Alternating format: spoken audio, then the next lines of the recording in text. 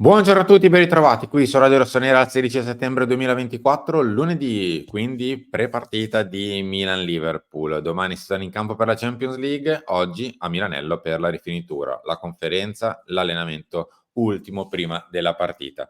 Saluto Enrico Boiani, ciao Henry. Ciao, buongiorno a tutti, ben ritrovati. Si inizia a far sul serio, si inizia a entrare in ritmo di giocare ogni 3 giorni, di giocar la Champions, di mettere like, di lasciare un commento, di iscriversi al canale. Si entra in ritmo, bisogna fare tutte queste cose. Esattamente, si torna a fare davvero sul serio, insomma, adesso con impegni una volta ogni 3 giorni, con la Champions League e un gran avversario davanti, ovvero il Liverpool di Slot, ma, ehm che dire di altro? Rispetto al weekend poco e niente, nel senso che il Milan ha fatto quello che doveva fare, cioè il suo dovere, ha fatto né più né meno che il suo dovere, cioè battere il Venezia e batterlo anche agilmente e poi concentrarsi sulla Champions League con poche, diciamo così, fanfare e tanto lavoro da dover fare, Harry, perché in realtà ci sono almeno un paio di categorie di differenza tra l'avversario di sabato e quello di domani. Sì, ci sono categorie di differenza anche tra il Milan attuale e il Liverpool attuale, cioè lo dico con la massima umiltà del pianeta, perché, il Liverpool è una squadra che non ha fatto un mercato stratosferico, ha preso Federico Chiesa, ha sistemato e ritoccato qua e là, ha cambiato allenatore ed è stato un cambio importante dopo tutti gli anni di Klopp. È un momento particolare per affrontare il Liverpool, perché io ho guardato la partita contro il Nottingham Forest e spero vivamente che lo abbia fatto e lo farà a ripetizione anche Fonseca. Non perché il Liverpool sia stato dominato dal Nottingham Forest, ma perché è un modo per batterli. Mh. E il Nottingham l'ha dimostrato. Il Liverpool arrivava da 3 vittorie consecutive, 0 gol subiti. È stata una partita che il Liverpool probabilmente non meritava di perdere, però ha perso, perché davanti faceva fatica a trovare gli spazi giusti. Se lasci spazi al Liverpool è finita per il tipo di giocatori che hanno, e il Liverpool, se non trova spazi, deve a suo modo concedertene, perché deve portare tanti uomini nella tua metà campo, e il Nottingham Forest segna un gol proprio perché in ripartenza cambia lato, tra l'altro gol che spesso prendiamo noi, cambia lato, poi fa una grande giocata Hudson-Odoi e s'accentra e va a tirare. Quindi è un modo per affrontare il Liverpool, un modo, se vogliamo, più da diciamo non provinciale, però un modo più chiuso, un modo più bloccato.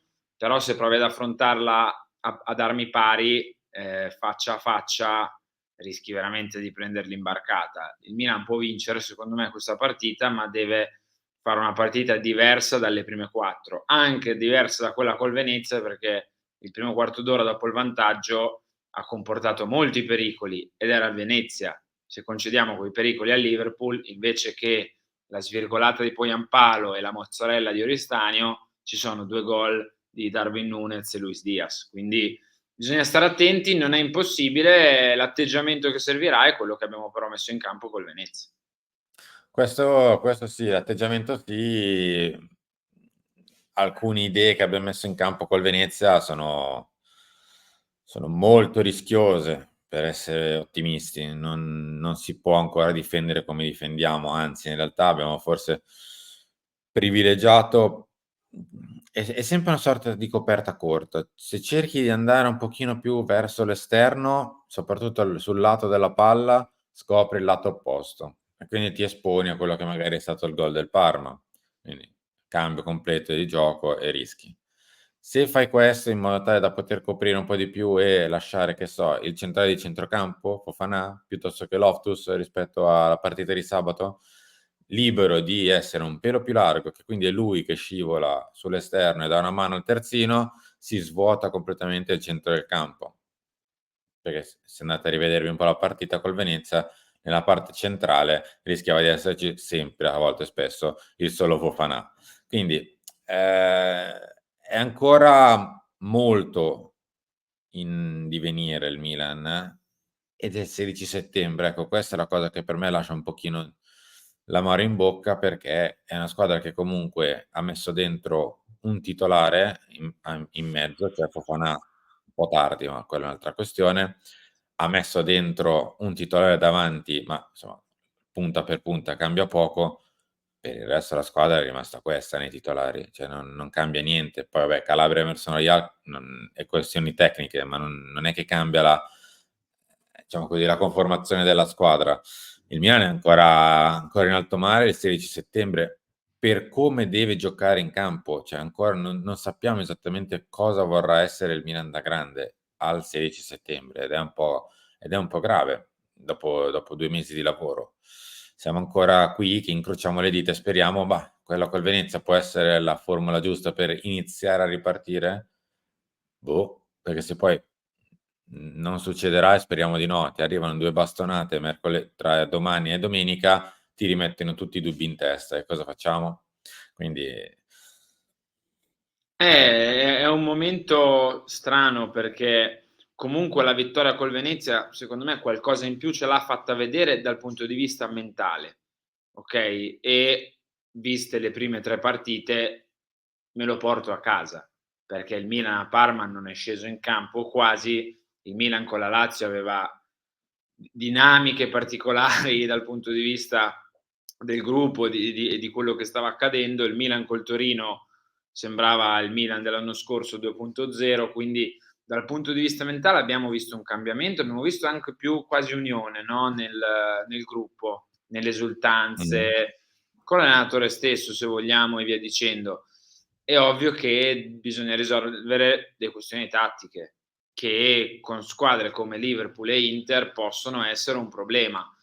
Serve del tempo, la speranza è che col tempo queste cose si sistemino, che Fofana entri ancora di più in condizione, che Loftus-Cheek magari possa ritagliarsi questo nuovo ruolo vicino al centrocampista e inizi sempre di più a mettere fisicità, intensità e meno o a essere meno ondivago e via dicendo. A me piacerebbe sempre vedere una squadra leggermente più bassa a livello di baricentro, leggermente più compatta, leggermente più bassa, perché poi la possibilità di andare in avanti ed avere più metri davanti rispetto che dietro non è un problema per il Milan. I giocatori il Milan per andare in transizione con più semplicità li ha.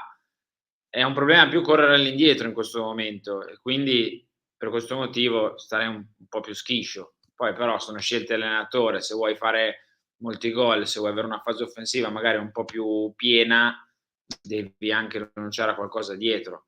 Tra le 2 in questo momento si sta privilegiando quello.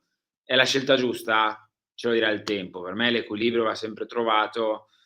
Nelle prime 3 non lo era, col Venezia non lo è stato, ma dal punto di vista mentale abbiamo visto una squadra diversa, con tutto il diciamo, il calibro dell'avversario che al momento è un avversario da serie B, possiamo dirlo credo, col Mh. massimo rispetto. A San Siro, oltre il Milan e il Liverpool, ci saranno ovviamente i tifosi che ancora, insomma, un buon numero, siamo sui 55.000, ma è ovvio che siamo lontani dal tutto esaurito e siamo a poco più di 24 ore dall'inizio della partita, quindi si gioca domani. 55 vuol dire che più o meno sono stati riempiti i primi 2 anelli e ovviamente sparsi, però tanto per farci un'idea sono i primi 2 anelli e qualcosina, ma proprio qualcosina del terzo.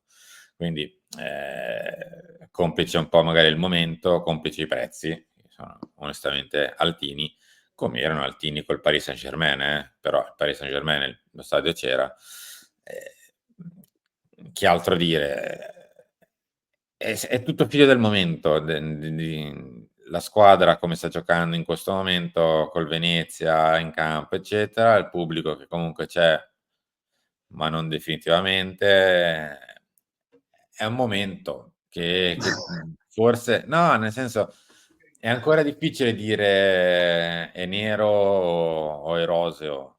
Siamo ancora in un momento così di transizione, cioè sta a noi essere qui tra un mese e dire: "Guarda invece tra un mese lo stadio è super pieno perché abbiamo fatto un mese alla grande, ci siamo sistemati", oppure è esattamente il contrario. Siamo ancora in questa situazione di mezzo che ancora non ci fa bene in generale. Tanto scrive No, Gazzetta. Passiamo col rosso, mossa anti-Liverpool, occhio Salah, ma direi non solo a Salah. Morata fa il jolly, perché questo dovrebbe essere più o meno l'unico cambio di formazione. Non me ne vengono in mente molti altri, onestamente, se non forse Gabi e Tomori che si giocano un posto. Per il resto quelli sono e quelli giocheranno. Sì, per quanto riguarda il Milan credo che la formazione andrà a essere molto vicina a quella col Venezia, magari sì, rientra Tomori, magari sì, Morata dal primo minuto, però quella è, e spero, perché secondo me lì qualcosina in più, perlomeno dal punto di vista offensivo c'è stata, di rivedere Reinders nei 3 davanti e non Loftus-Cheek. Detto questo, bisogna fare attenzione più che a Salah, cioè a cui sappiamo che bisogna fare attenzione, così come bisognerà fare attenzione a Luis Diaz, a quell'uomo che può cambiare il campo, che può inserirsi tra la difesa e il centrocampo, che se dovesse essere per esempio Szoboszlai, per quanto riguarda il Liverpool, adesso non so se giocherà titolare o meno, perché potrebbero metterci Gakpo, potrebbero metterci Szoboszlai, potrebbero mettersi tanti di quei giocatori, però quell'uomo lì, cioè, ci ha fatto male Busio in quella posizione l'altra sera, ci stava facendo male Oristanio in quella posizione l'altra sera. Gakpo e Szoboszlai sono di un livello leggermente superiore, quindi ecco, facciamo attenzione agli esterni, sì, perché prendiamo gol praticamente sempre da lì, ma anche ai tre quarti o comunque ai giocatori tra le linee loro che sono giocatori di qualità. Assolutamente sì. Noi ieri siamo arrivati praticamente in chiusura, non c'è nient'altro da dire se non che vi ricordiamo che quest'oggi saremo a Milanello, tra poco, per l'allenamento di rifinitura 11:30, quindi trovate tutto sui nostri social, idem su YouTube. Poi ci ritroviamo come sempre per lunch, per talk, con le altre immagini dell'allenamento, con le parole dei protagonisti, che visto che ci sarà la conferenza stampa alle 14:30, se non ricordo male, di Fonseca e di Morata. Poi ci ritroviamo in serata invece per fare il punto della situazione sui nostri giovani che Milan Futuro ha perso ancora anche con l'Ascoli.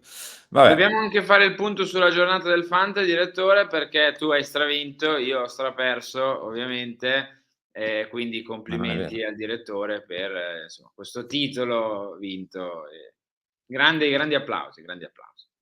Ci vediamo sull'app di Fantalgoritmo. L'estate sta finendo e l'asta del fantacalcio si avvicina. Fantalgoritmo è il miglior strumento per aiutarvi a scegliere gli obiettivi su cui puntare. Da oggi è possibile iscriversi a una nuova lega di fantacalcio a premi pensata proprio per i tifosi del Milan. In palio ogni settimana una maglia del Milan, oltre a tantissimi prodotti Apple per la classifica finale. Cosa aspetti? Trovi il link d'accesso in descrizione e sulle storie Instagram di Radio Rossonera. Il costo di iscrizione è di soli €20, ma in più otterrai tutte le statistiche e le funzioni premium di Fantalgoritmo. E infatti avete tutte le possibilità di esplorare l'app con i 20 € di iscrizione alla Lega di Fantacalcio di Radio Rossonera di Fantalgoritmo, con oggi le ultime 2 partite in programma e provare a capire se siete in testa alla classifica e portarvi a casa una maglia del Milan. Henry, noi siamo arrivati in chiusura, ci ritroviamo tra poco. Giornata densa di appuntamenti, rimanete connessi su questo canale, sui nostri social, Instagram @Radio Rossonera e via dicendo, perché vi portiamo dentro Milanello, vi portiamo dentro Milan Liverpool. Ciao.